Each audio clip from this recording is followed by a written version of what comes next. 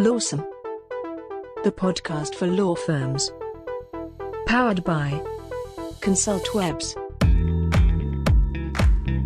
Welcome back to Lawsome, the best podcast for lawyers ever. We're here to inform, educate, and entertain the legal community on the latest in legal marketing and law firm development. I am your host, Jake Sanders, and he is your host, Paul Julius. Paul. Jake. Humble bragging. You know, we're the best ever, I think, voted once, at least. I haven't got around to voting yet, but I am going to be voting for us. You know, unless something changes. I'm going to do it. I'm sending out paper airplanes. I mean, that works. And on board the paper airplane, serving paper cups filled with legal marketing Kool-Aid. It's the stewardess, Paul Julius. Here I am. Flight attendant. What do you want to give us a safety brief and tell us where we're headed on this flight? Yes, if you'll direct your attention to the front of the cabin. On the show today, we're talking about content marketing and family law. First, with an article from marketingland.com. And then we talk to lawyer and founder of New Beginnings Family Law, Amber James, about understanding your audience, developing an effective and universal brand message, and making the most out of the content you create. And then we find out how many extra questions our guest is willing to answer with 5 questions we ask everyone. Pull up a plate. It's the Hot Takes Buffet. The Hot Take Buffet simmering today from marketingland.com. It's by Harriet Cummings. It's entitled, How to Do Audience Research That Focuses Your Content Marketing. Selected this because Amber later on is just amazingly focused on her audience. And it's informed from her career path, like as a clerk, and then as a music professor, and then a musician, and then a dancer. And then she has this amazing like path that sort of is very audience focused. And so I thought this was a great piece. And Paul, you brought it up too. And so I'm going to start with Harriet's beginning paragraph because it's amazing. And then we'll get your hot take on it. So Harriet starts here. It's Sunday afternoon. You've popped around to see your gran, and she's asking after your health. Well, gran, you answer, this weekend I got totally wasted and fell asleep in a trash can. An unlikely response? I'm guessing it is for most people. That's because in real life we tailor what we say to the person standing in front of us. However, when we're speaking to an online audience, how do we do that? How do we know the person reading our copy isn't horrified, offended, or possibly worse, bored? Isn't that the whole thing? I think a lot of people just say something first and see who shows up rather than thinking about the audience. Or what can I do to get a reaction? Because you say something like that to grandma and you will get a reaction. Is that effective communication? Nice. And so this is all about research, audience research. It says before you begin, you got to look at that. Use interviews, use social media, and then have internal sources like, client FAQs, your staff, what are they, the recurring problems that they have. All of those are points, audience research points that can help you create marketing, even, business development plans that make, the flow, your case flow more flowy, Yeah, I agree. One thing that I think really stands out, particularly about doing audience research, is why. Why am I doing this? And obviously, that's a good example there with, you don't want to offend grandma. Tell grandma all the sort of details of your life. She doesn't need to know. Right. But the point is, when Harriet talks about, she has these questions. Where does my audience hang out online? What's their biggest gripe at work? Right. What sort of content or article do they most enjoy reading?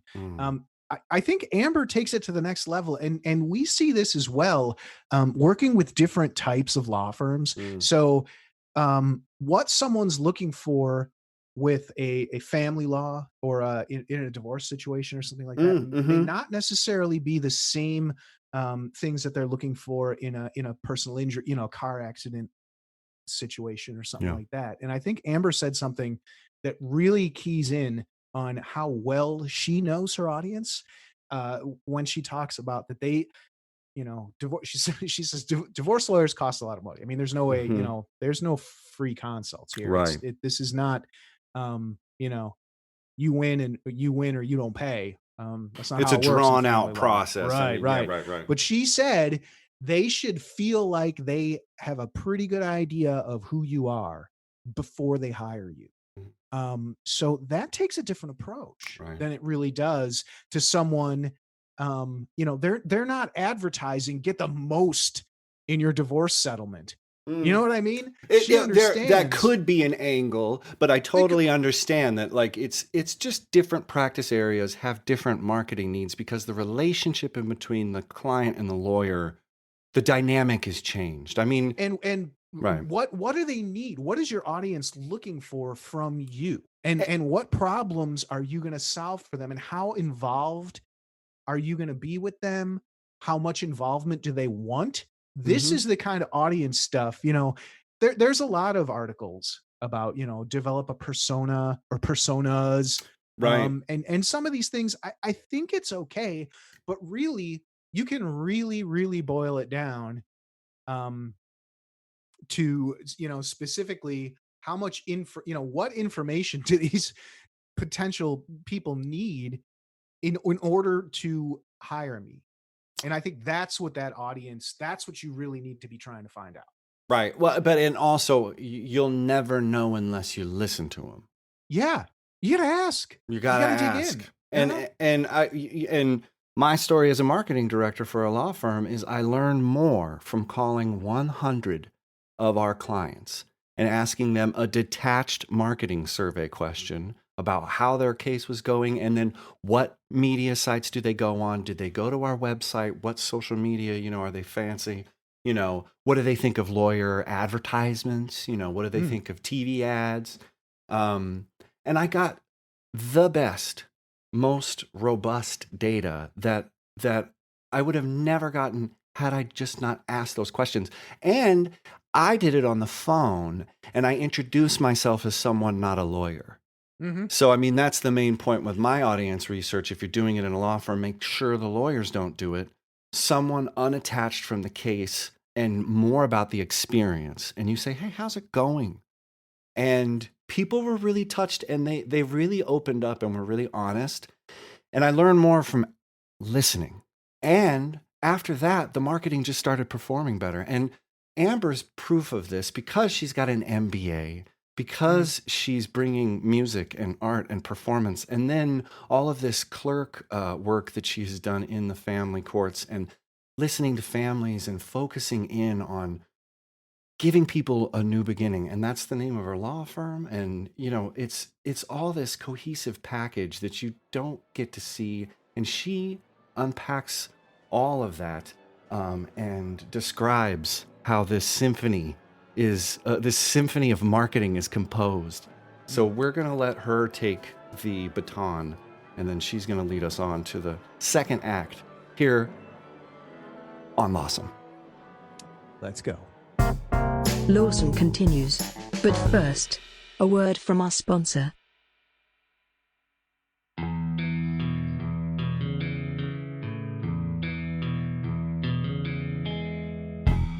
Since 1999, ConsultWebs has been helping law firms connect with clients on the web, connect digital marketing success with firm success, and connect their business goals to proven strategies that help them get the most out of their legal marketing. Go to consultwebs.com to learn more.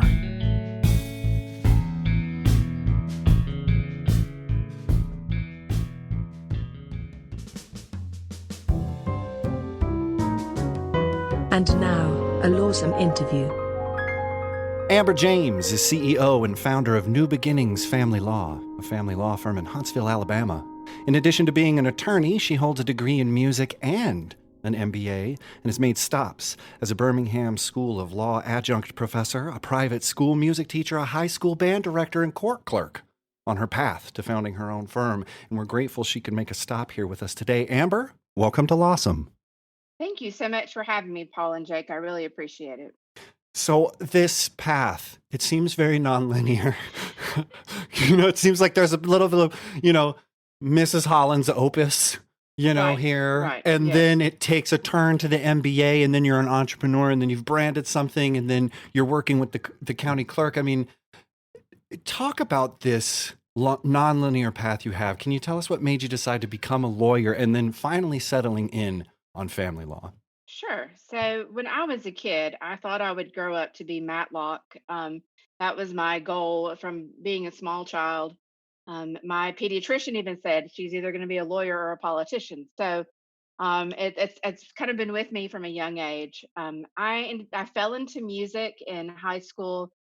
Turned out to be pretty good at it. I played clarinet and I sang, and so somewhere along the way, I had like I guess you'd say my confidence was knocked a little bit, and Mm, we I just went into something that was comfortable and familiar, which was music. I mm, loved music. I knew it well. I knew I could dig deeper in it and be successful at, at least the school portion of doing that.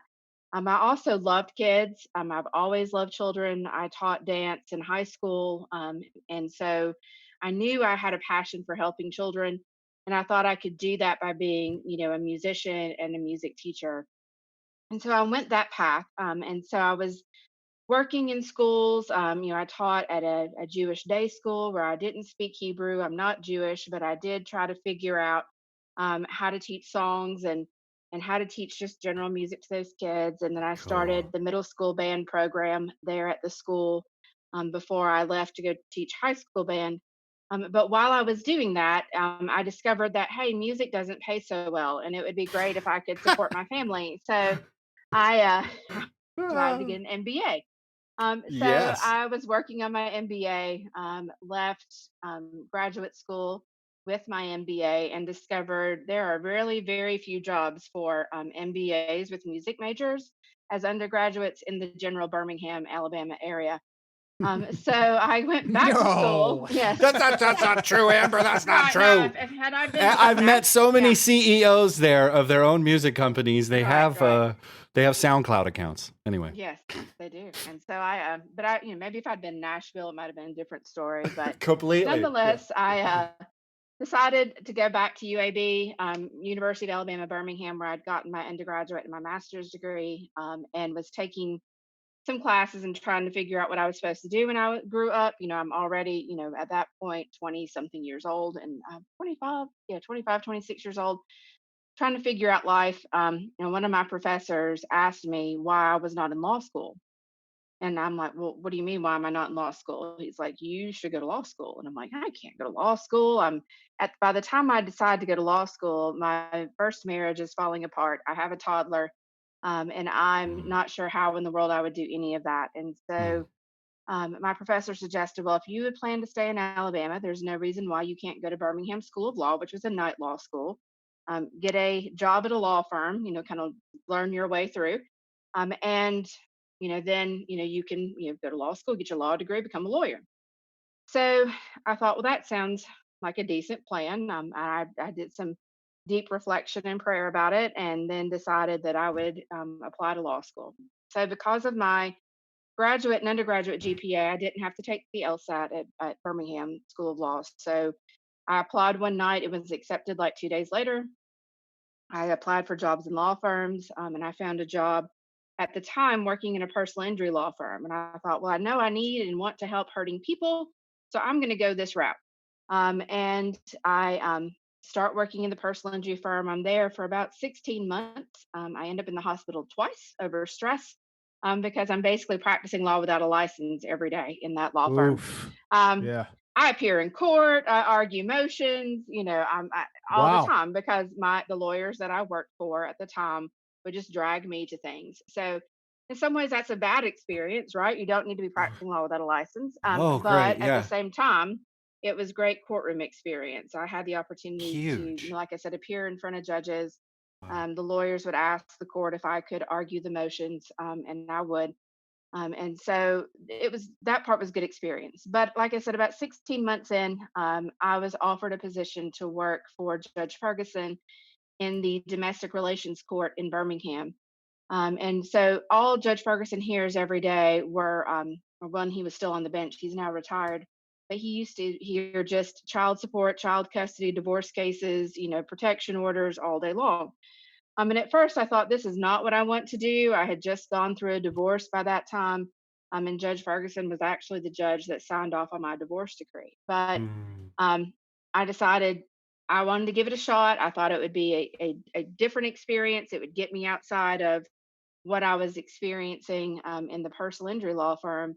And then I met my husband, my current husband, during that time as well. And he had been through a divorce. So now Mhm. he's been through an ugly divorce. I went through a fairly amicable divorce, and I'm working for a divorce judge. So it doesn't take long before I realize that the people that hurt the most going through any kind of legal situation are families going through the divorce process. And Mm. so the more I thought about it, the more I prayed about it, the more I felt led to help hurting people who are going through divorces and child custody situations. And the people who hurt the most in those situations are children. And since children have always been something that I have loved and I've loved working with, and I've always wanted to try to find a way to help them have better lives, um, it just family law felt like the right thing. So coming out Mm. of law school, I hung my shingle doing family law. And it's been, a blessing over the last 13 and a half years to be able to provide, service to people going through some very difficult and traumatic experiences. Gosh, I love that. And And do you ever pull out the clarinet to just say, hey, how about a No, little song? no, I haven't played since law school. I actually sold my clarinet my first semester in law school to buy books. Good for. Um, so I yeah, do sing, a lot, but I don't play the clarinet much anymore. My husband's bought me a ukulele. I'm trying to Oh, learn that. portable. So there you yeah, it's go. a lot easier to carry and play little cute songs. So I'm Yeah. trying to get back into doing some music. And I think in that story, at first it was like, wow, it's kind of, dissimilar, nonlinear. How do you Mhm. get from here to there? But there is No a way. real undercurrent to that thing. And I think it is linear in that you were always looking to be involved with children and to help Mhm. people, whether it's, your own family, your community. So I'm interested to learn a little bit more. New Beginnings Family Law has Mhm. such a unique and positive message, and I'd Mhm. like to learn a little bit more about how you chose exactly that direction, and Sure. and sort of what led you to that particular sort of branding and messaging. Sure. So that's a great question. I had the benefit starting in 2012 of working with a coach. My husband talked me into realizing that I owned a business and not just, a law firm, and that you have to run it like a business, and it needs to have branding and it needs to have a message. And so I was working with my coach, and we discussed, what is it you really want to see for your clients when their case is over? What's different about how you want to do law?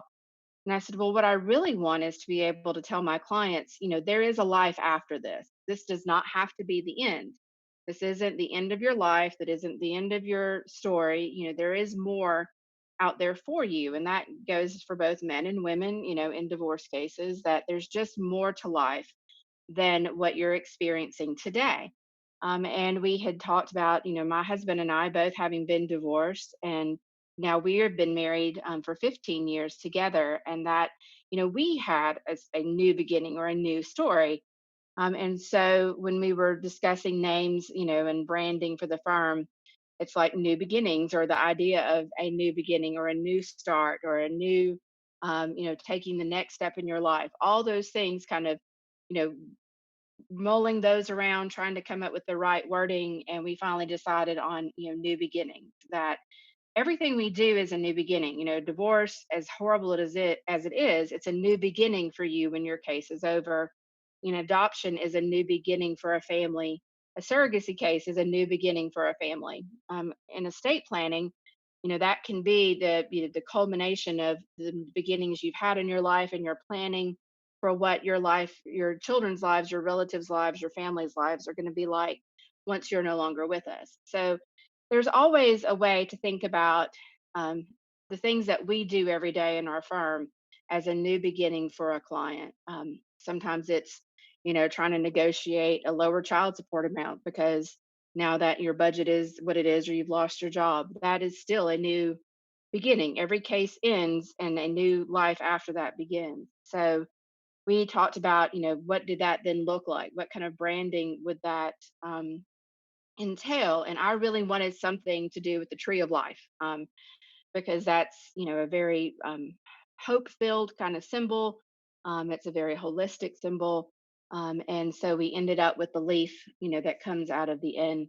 And it's just all about new life, in a new direction, your life taking a new direction and you having a new beginning. And so it's just a more positive way to think about, what your life can be. We spend time with clients talking about when this is over, what's next for you, especially with, say, a stay-at-home mom who may have been at home for the last, 10 or 15 years, and her kids are getting older and they're going to graduate from high school. And now what's next for you? And instead of just letting them kind of wallow in despair, of like, oh my gosh, my life is over. We talk about life planning and what's next for you. What did you want to do before you met him? Did you want to go to school? How can we help you coordinate that? So we try to coordinate with community resources to help people start their lives over. Mm. It's interesting because the marketing touch points that you Mhm. have with your clients come from the brand ethos. I mean, do Mhm. do you do you do you think like that? Are you being purposeful? Are you always saying, "How Mhm. is this a new beginning?" Are you always centering on brand, or just speak Right. toward of? Can you speak towards branding Sure. specifically? Because a lot of lawyers think, well, they can't do it anyway because maybe Mhm. there's restrictions on branding specifically, but they think I'm not like that. I don't. I just need cases, Amber. Get out of here. Right. Do you know? So talk, Yeah. talk to somebody Sure. about that because I love what you're Sure. saying and I see it as a generation point for all of your activities. But speak on that. Sure. Sure.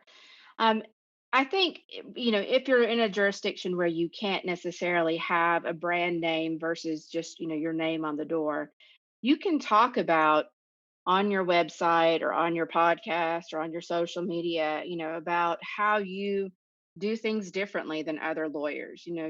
Every case is not just a number. You're not just a file number in our office. You're a human, and humans have feelings and they have needs and they have desires. And you can be for that client who's sitting in front of you, that hope, that, help them dream, help them think outside the box of what they want. I mean, if you see a client as a number and it's just, I need more cases, okay, well, my thought is if that's all you focus on and you don't really focus why, on why you do what you do, then you're ultimately going to just be really miserable in the job that you're doing, regardless. I mean, you need to focus on your why. Why do you do what you do? Why is real estate important to you? Why is criminal defense important to you?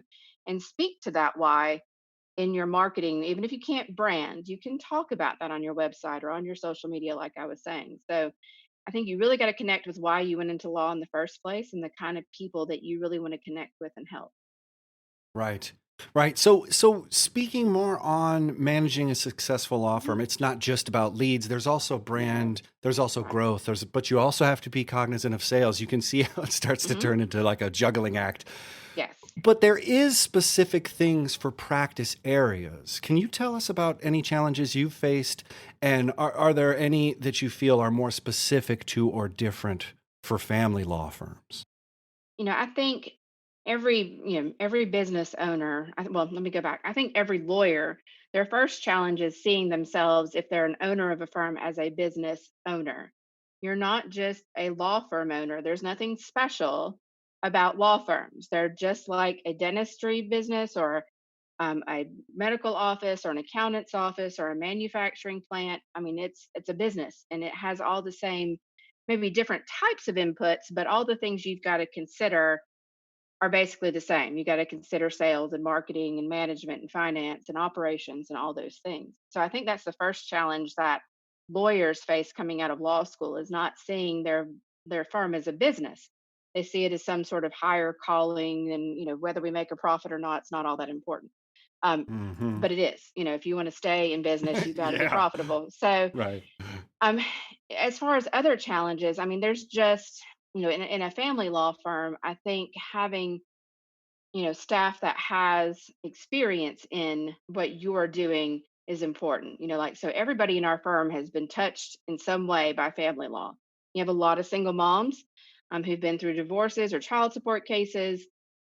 We have people who've been divorced, so having that ability to have empathy, and you got to hire for empathy. And particularly in family law, I think, obviously in, personal injury, that can be important too.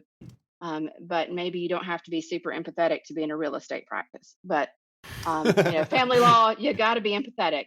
Big You got to, heart about, yeah, right. barn Yeah. law. Yeah. Yeah, like, Right.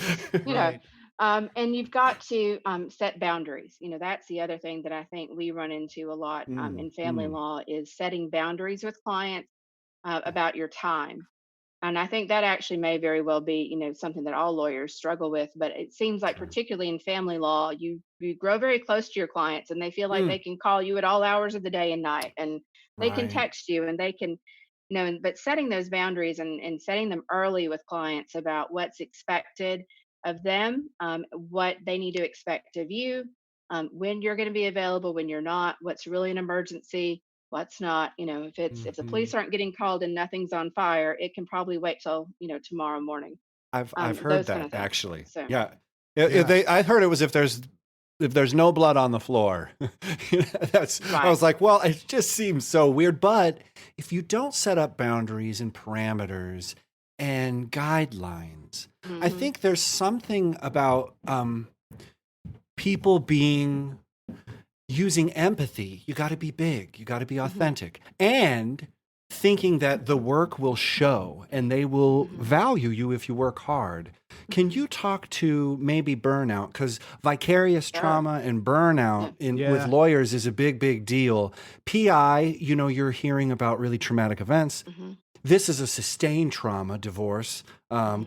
Could be Yeah. amicable. I mean, yeah, depending on the But circumstances. Yeah. maybe speak on that real quick to burnout, because there are a lot of lawyers, experiencing some of that, and maybe they feel that boundaries are limiting to their heart and it isn't compassionate. Yeah. Right. Well, and interestingly, Jake, I was just thinking about that because I mean, Amber, you were talking about your experience in a PI firm. Mm. Hmm. And now you have this family law thing where I want, I think for other people, there's a personality fit, maybe Right. and it just Mm-hmm. isn't the same thing. Like, so I'm Right. curious, how is it that this is acceptable and okay, and you can set boundaries and compartmentalize, Hmm. and then, And but people are still PI, getting I burnt mean, out. yeah, And why yeah, aren't they doing exactly, it? Why aren't they exactly. listening to your advice, Amber? Yeah, Uh, seriously. yeah. Tell him right now. Huh? Sure. No, I mean, I think, and this is, kind of one of my soapbox topics, is that lawyers are considered to be by the public to some degree a commodity. And I think that there's been a decline in the overall incomes of, say, solo lawyers. In a lot of cases, we see a lot of alcoholism and drug use, unfortunately, in the law field in general. Mm-hmm. And I think a lot of that centers on a failure to be able to set boundaries or being willing to set those boundaries and take care of yourself. I mean, it's just like Mm-hmm. being on an airplane. The stewardess always tells you, put the oxygen mask on yourself Right. first. And Yeah. you've got to do that as a lawyer. You have to quit seeing the law as this thing that you must sacrifice your entire life to, and do the things you've got to do to take care of yourself. Because if you Mm-hmm. can't take care of yourself, you can't take care of anybody else. And once you fall into that, kind of burnout phase, then, you're not doing anyone any good, not your clients, not your family, Mm-hmm. not your employees. Mm-hmm. So it's important to take time for vacation. I know it's hard, but you plan well in advance. And I know a lot of states now are moving to having, where leave of absence, options where you can, tell your court system, I need to be out for 2 weeks for this or that. Mm-hmm. And I had to do it last year. I was out for 6 weeks to have jaw surgery, and now it took me 2 or 3 years to, even get myself on the path of I can be out for 6 weeks. But and we made it happen. You've Mm-hmm. got to do for you what you need to do, whatever that self care is, whether it's meditation, it's exercise, it's massage, it's diet, it's nutrition.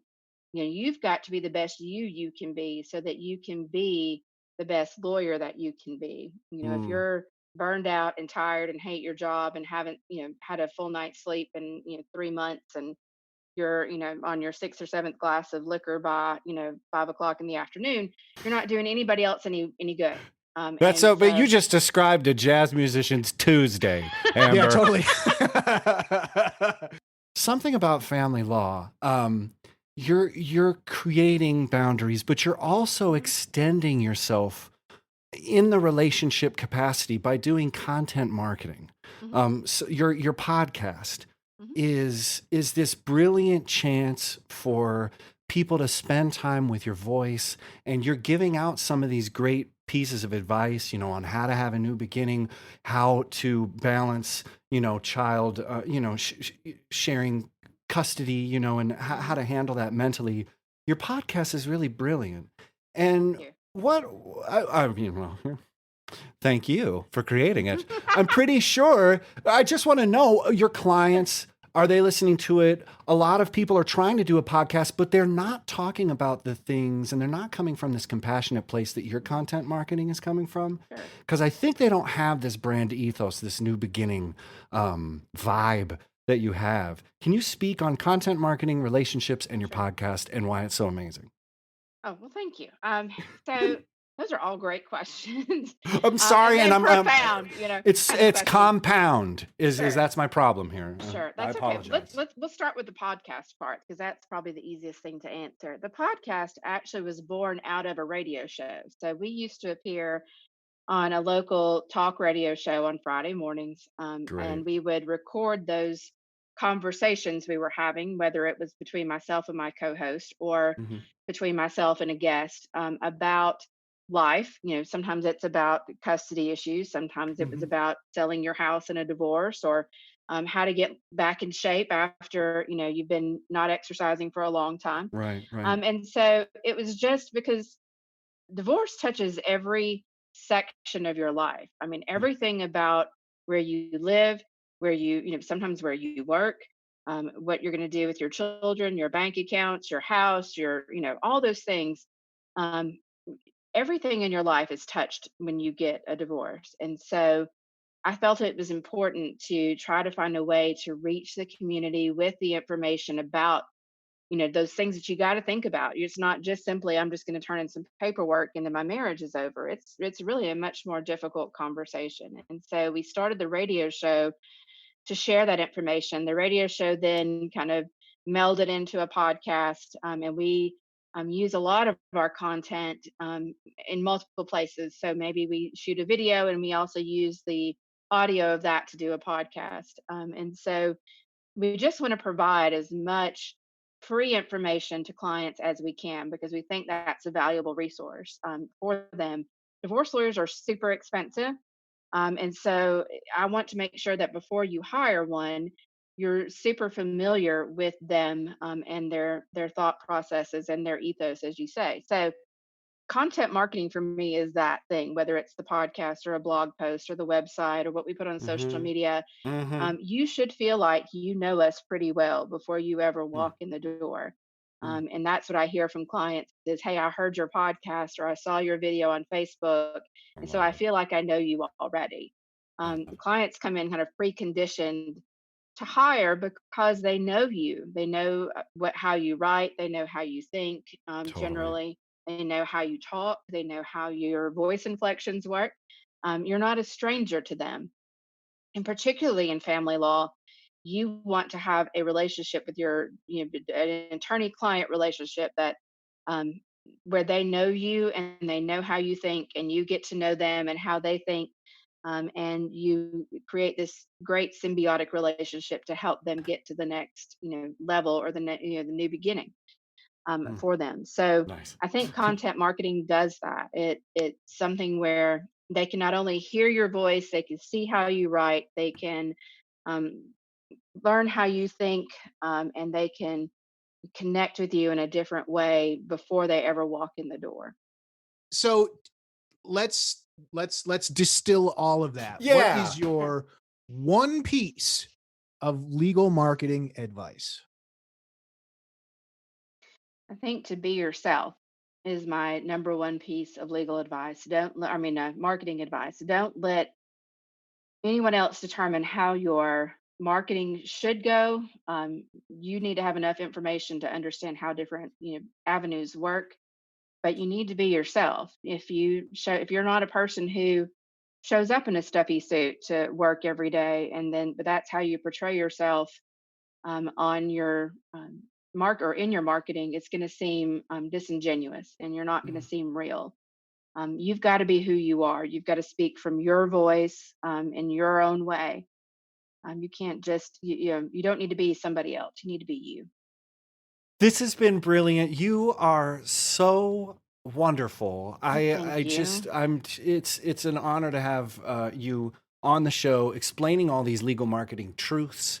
How can people learn more about you and find New Beginnings Family Law? Sure. So our website is newbeginningsfamilylaw.com. That's beginnings with an S. People like to leave the S out. You can also find us on Facebook at New Beginnings Family Law. You can find us on Twitter at, I think it's New Beg Family Law or Fam Law. Yeah, New Beg Fam Law. Makes sense. Yes, or you can find me on Instagram. I don't do a ton there, but if you just search New Beginnings Family Law on YouTube, you'll also find our videos. So you can find us just about anywhere with just our firm name. 5 questions we ask everyone. Number 1, what was the last book you read? Callings by David Asprey, I believe. Okay. All right. Number 2, what is your favorite place? Ooh, that's a tough one. Hawaii, Honolulu in particular.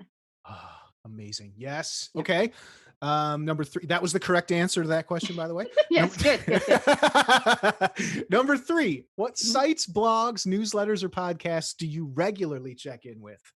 Sure. So I regularly listen to Lawyerist. I regularly listen to Consult Web's podcast. I regularly listen to No Agenda. That's my current source of news. I also connect with, Attorney at Work. I like that one a lot. Love those guys, yeah. Yeah, and I think that's most of the, and the ABA Family Law section group. I keep up with them, fairly regularly. Okay. Number 4, if you were stranded on a desert island and could only pick one condiment to take with you, what would it be? Ooh, mustard. It's good Yes. for your muscles. Oh, no. Well, so it's what type? What type? That's the most popular answer. Yeah. So now there's a follow-up. So we need to know what type. Sure. I prefer brown mustard. Kind of like the, with the nice little mustard seeds in it still. Respect. Grainy, sometimes a little horseradish in there. Got it. Oh, yeah. Oh, yeah. Stuff. Oh, Okay. my God. All right. Last one. Sure. Number 5, after a long day or a long week at work, how do you relax and unwind? I generally sing. That is my replenishment kind of activity. So I will turn up the something on my phone, on my, what is that? Your music app on your phone, and we'll sing along. That's my thing. Nice. I do that I enjoy. For show notes, links, and info, go to thelawsonpodcast.com or follow us on Twitter or Facebook. Be sure to leave us a review and rating in iTunes or wherever you find the you listen to. Until next week, stay lawson.